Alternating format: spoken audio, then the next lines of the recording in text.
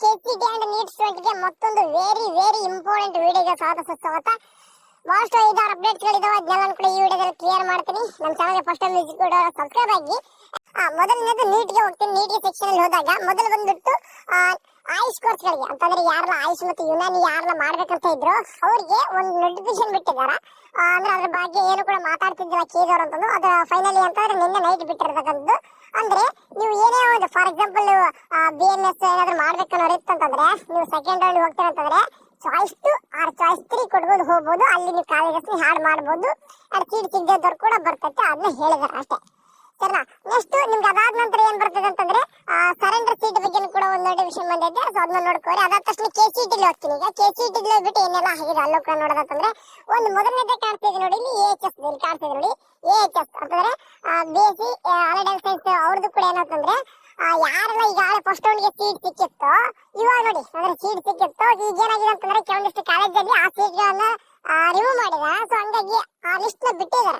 ಬೇಕಲ್ಲ ಎಕ್ಸಾಂಪಲ್ ಬಾಳ ತೋರ್ಸಲ್ಲ, ತೋರಿಸ್ತೀನಿ ನೋಡಿ. ಈ ಒಂದು ಕಾಲೇಜಲ್ಲಿ ಈ ಒಂದು ಕೋರ್ಸಸ್ಗೆ ಸೀಟ್ ಯಾರಿಗೆಲ್ಲ ಸಿಕ್ಕಿದೆಯೋ ಆ ಕಾಲೇಜ್ ಏನಾದ್ರು ನಿಮ್ಗೆ ಸೀಟ್ ಸಿಕ್ಕಿತ್ತಂದ್ರೆ ಚಾಯ್ಸ್ ಎಂಟ್ರಿ ಮಾಡುವಾಗ AHS ಸ್ಟೂಡೆಂಟ್ ಚಾಯ್ಸ್ 3 ನ ಕೊಡ್ಬೇಕಂತ ಹೇಳಿದಾರೆ. ಇದನ್ನ ಇಲ್ಲಿ ಬಿಟ್ಟು ಬೇರೆ ಯಾವ್ದಾದ್ರು ಕಾಲೇಜಲ್ಲಿ ಸೀಟ್ ಸಿಕ್ಕಿತ್ತಂದ್ರೆ ನೀವು ಅಡ್ಮಿಷನ್ ಮಾಡ್ಕೊಂಡಿದ್ರೆ ಚಾಯ್ಸ್ ಅನ್ನು ಅಥವಾ ಹೋಗಿಟ್ಟು ಚಾಯ್ಸ್ 2 ಕೊಡೋದು ಹೋಗ್ಬೋದು. ಬಟ್ ಈ ಒಂದು ಲಿಸ್ಟ್ ಇರ್ತಕ್ಕಂಥ ಯಾವ್ದಾದ್ರು ಕಾಲೇಜಲ್ಲಿ ನಿಮ್ಗೆ ಏನಾದ್ರು ಸೀಟ್ ಸಿಕ್ಕಿದ್ರೆ ನೀವು ಚಾಯ್ಸ್ 3 ಕೊಡೋದು ನೆಕ್ಸ್ಟ್ ರೌಂಡ್ ಪಾರ್ಟಿಸಿಪೇಟ್ ಮಾಡಬೇಕು ಅಂತ ಕೇಳಿದಾರೆ. ಸರಿ, ಅದಾದ ನಂತರ ಇಲ್ಲಿ ಚಾಯ್ಸ್ ಎಂಟ್ರಿ ಇಲ್ಲಿ ಕಾಣಿಸ್ತಿದೆ ನೋಡಿ. ಚಾಯ್ಸ್ ಎಂಟ್ರಿ ಲಿಂಕ್ ಮತ್ತೆ ಬೇರೆ ಏನಾದ್ರು ಬರ್ತದಂತಂದ್ರೆ ಮತ್ತೆ ಕೇಳಿದವ್ರು ನೋಡಿ ಅದಕ್ಕೋಸ್ಕರ ಏನ್ ಮಾಡಿದಾರೆ ಅಂತಂದ್ರೆ ಲಿಂಕ್ ನ ಒಂದು ಲಿಂಕ್ ನಿನ್ನೆ ಕೂಡ ಮಾಡಿಫೈ ಮಾಡಿ ಲಿಂಕ್ ಬಿಟ್ಟಿದ್ದಾರೆ. ಯಾಕಂದ್ರೆ ಇಂಜಿನಿಯರಿಂಗ್ ಓದ್ಲಿ ಅಂತ ಇತ್ತು ಇಷ್ಟು ದಿನ. ಸೊ ಇವಾಗ ನೋಡಿ ನಿನ್ನೆಯಿಂದ ಏನಂದ್ರೆ ಸ್ವಲ್ಪ ಚೇಂಜಸ್ ಆಗಿದೆ. ಸೊ ಅಂದ್ರೆ ಇಂಜಿನಿಯರಿಂಗ್ ಅಂತಲ್ಲ ಎಲ್ಲ ಒಂದು ಸದ್ಯಕ್ಕೆ KCET ಎಲ್ಲ ಕೋರ್ಸಸ್ ಬರ್ತಾ ಇದೆ.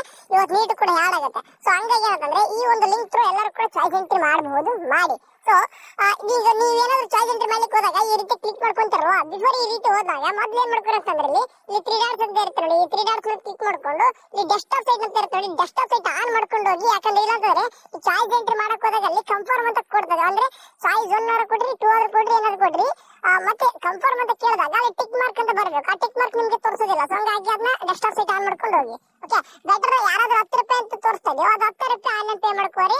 ಈ ಬ್ಯಾಂಕಿಗೆ ಹೋಗಿ ಕಟ್ಟೋ ಅವಶ್ಯಕತೆ ಇಲ್ಲ. ಎರಡು ಕಡೆ ಹೋಗೋ ಅವಶ್ಯಕತೆ ನಾನು ಪದೇ ಹೇಳ್ತಾ ಇದೀನಿ. ಇವಾಗ ಮತ್ತೆ ಅಂದ್ರೆ 10 ರೂಪಾಯಿ ಕಟ್ಟಿ ಮತ್ತೆ ಬ್ಯಾಂಕಿಗೆ ಹೋಗ್ಲೇಬೇಕಾ ಅನ್ನೋ ಬೇಕಾಗಿಲ್ಲ. ಆನ್ಲೈನ್ ಪೇ ಮಾಡಿತ್ತಂದ್ರೆ ನೀವು ಬ್ಯಾಂಕ್ ಹೋಗೋ ಅವಶ್ಯಕತೆ ಇಲ್ಲ. ಈಗ ಯಾರು ಲಕ್ಷಾಂತರ ಗಟ್ಟಲೆ ಫೀಸ್ ಇರ್ತೈತೆ ಅವ್ರು ಏನ್ ಮಾಡ್ತಾರೆ, ಅವ್ರು ಮಾತ್ರ ಬ್ಯಾಂಕಿಗೆ ಹೋಗ್ತಾರೆ. ಮೀನ್ಸ್ ಎಕ್ಸಾಂಪಲ್ ನೋಡಿ, ಈಗ ಇಂಜಿನಿಯರ್ ಸ್ಟೂಡೆಂಟ್ SSC ಸ್ಟೂಡೆಂಟ್ ಆಗಿದ್ದಾನೆ. ಅವ್ನು SSC ಸ್ಟೂಡೆಂಟ್ ಕೇವಲ ಎಷ್ಟು ರೂಪಾಯಿ ಇರ್ತದೆ, 10 ರೂಪಾಯಿ ಇರ್ತದೆ. ಅವ್ನು 10 ರೂಪಾಯಿ ಕಟ್ಲಿಕ್ಕೆ ಅವನು ಯಾವ್ದಕ್ಕೆ ಬ್ಯಾಂಕಿಗೆ ಹೋಗ್ಬೇಕು? ಸೊ ಹಂಗಾಗಿ ಅವನೇನ್ ಮಾಡ್ತಾರೆ, ಆನ್ಲೈನ್ ಪೇಮೆಂಟ್ ಮಾಡ್ಕೊಂಡ್ಬಿಡ್ತಾನೆ. ಚಾಲನ್ ಬೇಕಾಗಿ ಇಲ್ಲ. ಅವ್ನಿಗೆ ಆನ್ಲೈನ್ ಪೇಮೆಂಟ್ ಮಾಡಿದ ತಕ್ಷಣ ಏನಂತಂದ್ರೆ ಪೇಮೆಂಟ್ ಡೀಟೇಲ್ಸ್ ಮತ್ತೆ ಕಂಫರ್ಮೇಷನ್ ಸ್ಲಿಪ್ ಬಂದ್ಬಿಡ್ತದೆ ಚಾಯ್ಸ್ ಅನ್ನು ಕೊಟ್ಬಿಟ್ರೆ. ಸೊ ಹಂಗಾಗಿ ಅವರು ಆನ್ಲೈನ್ ಮಾಡ್ಕೋರೆ. ಸೇಮ್ ಆಸ್ ಯೂಶುವಲ್ ಅದೇ ರೀತಿ ನಿನ್ನೆ ಕೂಡ ಹೇಳಿದನು AHS BPT ಮತ್ತೆ BPO ಮತ್ತೆ BS ಸರ್ಚಿಂಗ್ ಮಾಡೋರು ಕೂಡ ನಿಮಗೂ ಕೂಡ ಸದ್ಯ 10 ರೂಪಾಯಿ ತೋರಿಸ್ತಾ ಇರ್ತದ. ಸೊ ಹಂಗಾಗಿ 10 ರೂಪಾಯಿ ಪೇ ಮಾಡ್ಕೋರಿ. ರಿಮೈನಿಂಗ್ ಅಮೌಂಟ್ ಎಲ್ಲಿ ಕಟ್ಟಬೇಕು ಬರ್ತಾರೆ ಅಂತ ನೀವು ಕೇಳಿದ್ರೆ ನೀವು ಕಾಲೇಜ್ ಕಟ್ಟಬೇಕು. ಫಾರ್ ಎಕ್ಸಾಂಪಲ್ ನಿನ್ನೆ ನನಗೊಂದು SS ಸ್ಟೂಡೆಂಟ್ ಒಂದು ರೀಕಾಲ್ ಮಾಡಿದ್ರು. ಚಾಯ್ಸ್ ಎಂಟ್ರಿ ನಾನೇ ಮಾಡಿಕೊಟ್ಟಿದ್ದೆ ಬಿಡಿ, ಚಾಯ್ಸ್ ಅಂದ್ಬಿಟ್ಟು ಅಡ್ಮಿಷನ್ ಮಾಡ್ತಂತ ಓಕೆ ಕೊಟ್ಟಿದ್ದೆ. ರಿಮೈನಿಂಗ್ ಮತ್ತೆ ಕಾಲೇಜ್ ಹೋದ ದುಡ್ಡು ಕೇಳಲ್ವಾ, ಕೇಳ್ತಾರಪ್ಪಿ. ಯಾಕಂದ್ರೆ ನಿಮ್ಗೆ SS ಸ್ಟೂಡೆಂಟ್ಗೆ ಇಲ್ಲಿ 10 ರೂಪಾಯಿ ಇರುತ್ತಾನದು ಅಷ್ಟೇ. ಬಟ್ ಕಾಲೇಜ್ ಹೋದಾಗ ಮ್ಯಾಕ್ಸಿಮಮ್ ಒಂದು 30,000 ತಗೊಂಡು ಅಂತದೆ. ಅಲ್ಲೊಂದು 30,600 ರೂಪಾಯಿ ತಗೊಂಡ್ರಂತೆ. ಸೊ SS ಸ್ಟೂಡೆಂಟ್ಗೆ ದುಡ್ಡು ಇರಲ್ಲ, ಬಟ್ ಅಲ್ಲಿ ಕಾಲೇಜ್ ಡೆವಲಪ್ಮೆಂಟ್ಗೋಸ್ಕರ ಎಲ್ಲ ಸ್ಟೂಡೆಂಟ್ಸ್ ಕೂಡ ಇಸ್ಕೊಂತಾರೆ. ಸೊ ಈಗ ಫಾರ್ ಎಕ್ಸಾಂಪಲ್ ಈಗ 1,12,21,000 ಇಂಜಿನಿಯರ್ ಸ್ಟೂಡೆಂಟ್ ಇದೆ, ಜನರಲ್ ಸ್ಟೂಡೆಂಟ್ಗೆ. ಅದನ್ನೆಲ್ಲ ಕೂಡ ಎಟ್ ಟೈಮ್ ಕಟ್ತಾರೆ, ಬ್ಯಾಂಕ್ ಹೋಗಿ ಕಟ್ರಿ. ಓಕೆ, ಅದನ್ನೆಲ್ಲ ಕೂಡ ಬ್ಯಾಂಕಿಗೆ ಕಟ್ತಾರ. ಅಷ್ಟ ಫೀಸ್ ಇರುತ್ತಾ? ಇಲ್ಲ, ಅಷ್ಟು ನೀವು ಸದ್ಯ ಬ್ಯಾಂಕಲ್ಲಿ ಕಟ್ಟಿದ್ದೀರಾ. ಕಾಲೇಜಿನಲ್ಲಿ ಕೂಡ ಒಂದು 20,000 ತಗೊಳ್ತಾರೆ. ಓಕೆ, ಸೊ ಅದೆಲ್ಲ ಕಡೆ ಇದ್ದಿದೆ ಸೇಮ್. ಅದೇ ರೀತಿಯಾಗಿ ನರ್ಸಿಂಗ್ ಸ್ಟೂಡೆಂಟ್ ಕೂಡ ನಾನು ಹೇಳ್ತಾ ಇದೀನಿ, ನಿಮ್ಗೆ 10 ರೂಪಾಯಿ ಅಷ್ಟೇ ಕಟ್ರಿ. ನಿಮ್ಗೆ ಫೀಸ್ 10,000 ಅಂತ ತೋರಿಸ್ತದೆ ಅಥವಾ 1 ಲಕ್ಷ ತೋರಿಸ್ತದೆ, ಅದು ಮ್ಯಾಟರ್ ಅಲ್ಲ.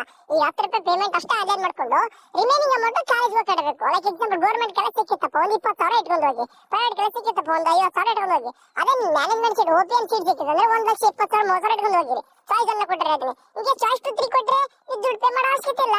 ಅಂಡ್ ಮೆಡಿಕಲ್ ಸ್ಟೂಡೆಂಟ್ ಕಾಶ್ ಡೆಪಾಸಿಟ್ ಅದೇ ಬಗ್ಗೆ ಕೇಳ್ತಿದ್ರ, ನೀವು ಮೆಡಿಕಲ್ ಸೀಟ್ ಬೇಕಿದ್ರೆ ಮಾತ್ರ ಕಾಶ್ ಡೆಪಾಸಿಟ್ ಮಾಡ್ರಿ.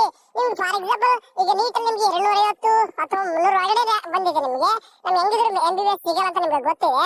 ಸೊ ನೀವ್ ಏನ್ ಮಾಡ್ತೀರಾ, ಬೇರೆ ಕೋರ್ಸ್ಗೆ ಟ್ರೈ ಮಾಡ್ತೀರಾ. ಅಂದ್ರೆ BMS ಈ ತರ ಡೆಂಟಲ್ ಏನೋ ಟ್ರೈ ಮಾಡ್ತೀರಾ ಅಂತಂದ್ರೆ ನಿಮ್ಗೆ ದುಡ್ಡು ಪೇ ಮಾಡೋ ಅವಶ್ಯಕತೆ ಇಲ್ಲ. ಆಟೋಮೆಟಿಕ್ ಏನಂತಂದ್ರೆ ಮೆಡಿಕಲ್ ಸೀಟ್ಗಳು ಡಿಲೇಟ್ ಆಗ್ತವೆ. ನಿಮ್ MBBS ನಿಮ್ಗೆ ಹೆಂಗಿದ್ರು ಸಿಗೋ ಅಂತ ಗೊತ್ತಿದ್ದು ಸುಮ್ಮನೆ ಕಾಶ್ ಡೆಪಾಸಿಟ್ ಕಟ್ಟಿದ್ರೆ ಹೇಗ್ ಮಾಡ್ತಾರಾ, ಬಿಟ್ಟಾಕ್ಬೋದು. ಇಲ್ಲ ಸೇಫ್ಟಿ ನೋಡೋಣ ಹೆಂಗಿದ್ರು ಕಾಸ್ಟ್ ಡಿಪಾಸಿಟ್ ನಿಮ್ಗೆ ವಾಪಸ್ ಬಂದೇ ಬರ್ತದೆ. ಅಂದ್ರೆ ಕಾಸ್ಟ್ ಡಿಪಾಸಿಟ್ ಪೇ ಮಾಡಿರ್ತಾರೆ ಈಗ ಸದ್ಯಕ್ಕೆ, ಅದು ವಾಪಸ್ ರೀಫಂಡ್ ಮಾಡ್ತಾರೆ, ಕೇಳಿದ್ರೆ ವರಿ ಮಾಡ್ಕೋಬೇಡಿ. ಅದನ್ನೇನ್ ಮಾಡ್ಬೋದು, ಅದನ್ನ ಹೆಂಗ್ ಹಿಡ್ಕೊಂಡು ಬೇಕಾದ್ರೆ ನೀವು ಮೆಡಿಕಲ್ ಸೀಟಿಗೆ ಪಾರ್ಟಿಸಿಪೇಟ್ ಮಾಡ್ಬೋದು. ಇಲ್ಲ ನನಗೆ ಸದ್ಯಕ್ಕೆ ಇಂಜಿನಿಯರ್ ಸಿಕ್ಕೈತೆ, ನನ್ ನರ್ಸಿಂಗ್ ಸಿಕ್ಕೈತೆ, ಅಗ್ರಿಕಲ್ಚರ್ ಸಿಕ್ಕರೆ, ವೆಟರ್ನರಿ ಸಿಕ್ಕೈತೆ, ನನಗೇನು ಮೆಡಿಕಲ್ ಸೀಟ್ಗಳು ಸಿಗಲ್ಲ ಹೆಂಗಿದ್ರು ಅನ್ನೋದು ಬೇಡ, ನಾ ಕಾಸ್ಟ್ ಡಿಪಾಸಿಟ್ ಕಟ್ಟಬೇಕಾ ಮೇಲ್ಗಡೆ ಇರೋ ಸೀಟ್ ಅಂತಂದ್ರೆ ನಿಮ್ಗೆ ಬೇಡ ಅಂತಂದ್ರೆ ಬಿಟ್ಟು ಹಾಕಿ ಮೆಡಿಕಲ್ ಸೀಟ್ಗಳನ್ನ ಡಿಲೀಟ್ ಮಾಡ್ಕೋತಾರೆ ಅಷ್ಟೇ. ಓಕೆ ಸರಿ, ಅಂಡ್ ಇದು ಒಂದಾಯ್ತು. ಅಂಡ್ ಈಗ ಲಾಸ್ಟ್ ಇಯರ್ ಬಗ್ಗೆ ಭಾಳ ಸ್ಟೂಡೆಂಟ್ ಕೇಳ್ತಾ ಇದಾರ ನೋಡಿ. ದಿನ ಬಂದ್ಬಿಟ್ಟು ಚಾಯ್ಸ್ ಸೆಂಟರ್ ಬಗ್ಗೆ ಡೈಲಿ ಏನೇನೆಲ್ಲ ಆಗ್ತಾ ಇರ್ತದೆ ಅದನ್ನೆಲ್ಲರೂ ಕೂಡ ಹೇಳ್ತೇನೆ. ನಿನ್ನೆನೂ ಕೂಡ ಬಿ ಎಸ್ ನರ್ಸಿಂಗ್ ಸ್ಟಾರ್ಟ್ ಮಾಡ್ಕೊಂಡ್ಬಿಟ್ಟಾರೆ. ಓಕೆ, ಇಲ್ಲಿ ಬಿ ಎಸ್ ನರ್ಸಿಂಗ್ ಎಲ್ಲರೂ ಕೂಡ ಚಾಯ್ಸ್ ಸೆಂಟರ್ ಸ್ಟಾರ್ಟ್ ಮಾಡ್ಕೊಂಡ್ಬಿಟ್ಟಿದ್ದಾರೆ, ಮಾಡ್ತಿದ್ದಾರೆ ಕೂಡ. ಇವತ್ತು ಅಡ್ಮಿಷನ್ ಕೂಡ ಹೋಗ್ತಿದಾರ. ಸೊ ಇವತ್ತು ಏನಾಗ್ತಿದೆ ಇಲ್ಲಿ ಕಾಣ್ತಿದೆ ನೋಡಿ, ನೀಟ್ ಸ್ಟೂಡೆಂಟ್ಗೆ. ಸೊ ಮೆಡಿಕಲ್, ಡೆಂಟಲ್, ಹೋಮಿಯೋಪತಿ ಇಷ್ಟು ಸ್ಟೂಡೆಂಟ್ಗೆ ಚಾಯ್ಸ್ ಸೆಂಟರ್ ಸ್ಟಾರ್ಟ್ ಮಾಡ್ತೀನಿ ಅಂತ ಹೇಳಿದಾರೆ. ಬೆಟರ್ ಅವ್ರು ಸ್ಟಾರ್ಟ್ ಮಾಡೋದಿಲ್ಲ ಅಂತ ನಾನು ಅನ್ಕೊಂಡಿದೀನಿ, ಮಾಡಬಾರ್ದು ಕೂಡ. ಓಕೆ, ಯಾಕೆ ಹೇಳ್ತಿದ್ದೀನಿ ಸರ್, ಇವತ್ತು ಏನಾದ್ರೂ ಅವ್ರು ಸ್ಟಾರ್ಟ್ ಮಾಡ್ಕೊಂಡ್ರೆ ಏನಾಗುತ್ತದ, NCC ಕೋರ್ಸ್ಗೆ ರಿಸಲ್ಟ್ ಬರೋದು ನಿಮ್ಗೆ ಗೊತ್ತಿರೋ ಹಾಗೆ 9ನೇ ತಾರೀಕು. ಇವತ್ತೇನಾದ್ರೂ ರಿಸಲ್ಟ್ ಬಂದ್ರೆ ಎರಡು ಕೂಡ ಕಂಬೈಂಡ್ ಆಗಿ ಏನಾಗ್ತದೆ, ಸ್ವಲ್ಪ ಹುಡುಗರಿಗೆ ಮೋಸ ಆಗ್ತದೆ. ಸೊ ಅರ್ಥ ಮಾಡ್ಕೊರಿ, 9ನೇ ತಾರೀಕು ಏನಾದ್ರೂ ಇವರು NCC ಅವ್ರ ರಿಸಲ್ಟ್ ಬರೋವರೆಗೂ ಕೂಡ ಇವ್ರೇನು ಚಾಲೆಂಜ್ ಸ್ಟಾರ್ಟ್ ಮಾಡ್ಕೊಂಡ್ರೆ ಹುಡುಗರಿಗೆ ಕಾಂಪಿಟೇಷನ್ ಸ್ಟಾರ್ಟ್. ಅದು ಸಿಗುತ್ತೆ ಎಲ್ಲಿ ಬಿಡಪ್ಪ ಇಲ್ಲೇ ಮಾಡ್ಕೊಂಡು ಸಡನ್ ಕ್ಲಿಕ್ ಮಾಡಿ ಅನ್ನೋದು ಚಾಯ್ಸ್ ಎಲ್ಲ ಕೊಟ್ಬಿಟ್ರೆ ಹುಡುಗರೇ ಮಾಡ್ಬೇಕಿಲ್ಲ, ಅಡ್ಮಿಷನ್ ಮಾಡ್ಕೊಳ್ಳೇಬೇಕಾಗ್ತದ. ಸೊ ಹಂಗಾಗಿ ನೋಡೋಣ, ಇವತ್ತು ಕೇಳಿದವರು ಇವತ್ತು ಮೇ ಬಿ ಇವ್ರಿಗೆ ಓಕೆ ಯಾರಿಗೆ ಇವತ್ತು ಮೆಡಿಕಲ್ ಸ್ಟೂಡೆಂಟ್ಗೆ ಇತ್ತು ಇವ್ರು ಸ್ಟಾರ್ಟ್ ಮಾಡೋ ಡೌಟ್ ಇದೆ. ಬಟ್ ಆಸ್ ಶೆಡ್ಯೂಲ್ ಪ್ರಕಾರ ಇವತ್ತು 11 ಗಂಟೆ ಮೇಲೇನೆ ಚಾಯ್ಸ್ ಸೆಂಟರ್ ಸ್ಟಾರ್ಟ್ ಮಾಡ್ತೀನಿ ಅಂತ ಹೇಳಿದಾರೆ. ಬಟ್ ಆಗಲ್ಲ ಅದು. ಓಕೆ, ಸೊ ನೋಡೋಣ, ಇನ್ ಕೇಸ್ ಬಂತಂದ್ರೆ ಹೇಳೋಣಂತೆ. ಸೊ ಸಾಧ್ಯ ಆದಷ್ಟು ಮಾಡ್ಲಿಕ್ಕೆ ಹೋಗ್ಬೇಡಿ. ಓಕೆ, ನಾನು ಹೇಳೋದು ಸಜೆಸ್ಟ್ ಮಾಡೋದು ಮಾಡ್ಲಿಕ್ಕೆ ಹೋಗ್ಬೇಡಿ. ಈಗ 11ನೇ ತಾರೀಕುವರೆಗೂ ಕೂಡ ಟೈಮ್ ಇದೆ. 9ನೇ ತಾರೀಕು NCC ರಿಸಲ್ಟ್ ಬರಲಿ ಅಂದ್ರೆ ಎರಡು ಕೂಡ ಪಾರ್ಟಿಸಿಪೇಟ್ ಮಾಡೋರು ಹೇಳ್ತಾ ಇದೀನಿ. ಎಲ್ಲ ನಾ ಕನ್ನಡದಲ್ಲಿ ಅಷ್ಟೇ ಪಾರ್ಟಿಸಿಪೇಟ್ ಮಾಡ್ತಾ ಇದ್ರೆ ಅಂತಂದ್ರೆ ಬರೀಲ್ಲ, ನಿಮ್ಗೆ ಏನು ಕೂಡ ಮಾಡ್ಕೋಬಹುದು. ಇನ್ ಕೇಸ್ ಸ್ಟಾರ್ಟ್ ಮಾಡಿದ್ರೆ ಮಾಡ್ಕೋಬಹುದು. ಇಲ್ಲಿ ಎರಡು ಕೂಡ ಪಾರ್ಟಿಸಿಪೇಟ್ ಮಾಡೋರು ಏನ್ ಮಾಡಿ, ಸ್ವಲ್ಪ ವೇಟ್ ಮಾಡಿ. 11ನೇ ತಾರೀಕುವರೆಗೂ ಲಾಸ್ಟ್ ಡೇಟ್ ಇದೆ. 9ನೇ ತಾರೀಕು ರಿಸಲ್ಟ್ ಬರಲಿ. 9ನೇ ತಾರೀಕು ರಿಸಲ್ಟ್ ಬಂದ ತಕ್ಷಣ ನೀವು ಎರಡು ಕಡೆ ಗೊತ್ತಾಗ್ತದೆ ಯಾವ್ದಾದ್ರು ಒಂದ್ ಕಡೆ ಹೋಗ್ಬೇಕಂತ. ಇನ್ ಕೇಸ್ ಕರ್ನಾಟಕದಲ್ಲಿ ಏನಾದ್ರು ನೀವು ಪಾರ್ಟಿಸಿಪೇಟ್ ಮಾಡ್ತೀನಿ ಅನ್ನೋದಾಯ್ತಂದ್ರೆ ನಮ್ಮ ಕರ್ನಾಟಕದಲ್ಲಿ ನಾನು ಸೀಟ್ ತಗೋತೀನಿ ಅಂತಂದ್ರೆ ಸೀಟ್ ಚೆನ್ನಾಗಿ ಸಿಕ್ಕಿತ್ತಂದ್ರೆ ಚಾಯ್ಸ್ ಅನ್ನು ಕೊಡ್ರಿ. ಇಲ್ಲ ನಾ ಚಾಯ್ಸ್ 2 ಕೂಡ ನೋಡ್ಕೊಂಡ್ರೆ ಚಾಯ್ಸ್ 2 ಆದ್ರೂ ಕೊಡ್ರಿ. ಇಲ್ಲಿ NCC ಸೀಟ್ ಸಿಕ್ಕಿತ್ತಂದ್ರೆ ಅಲ್ಲಿ ಹೋಗಿ ಅಡ್ಮಿಷನ್ ಆಗಿದ್ರೆ ಅಲ್ಲಿ ಹೋಗ್ಬೋದು, ಇಲ್ಲಿ ಬೇಕಾದ್ರೆ ಎಕ್ಸಿಟ್ ಕೂಡ ಆಗ್ಬೋದು.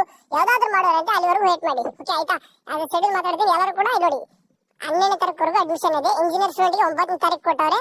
ಅಂಡ್ ಇವ್ರಿಗೆ agriculture, veterinary and D pharma 9ನೇ ತಾರೀಕು ಲಾಸ್ಟ್ ಡೇಟ್ ಅಡ್ಮಿಷನ್ ಇರೋದು.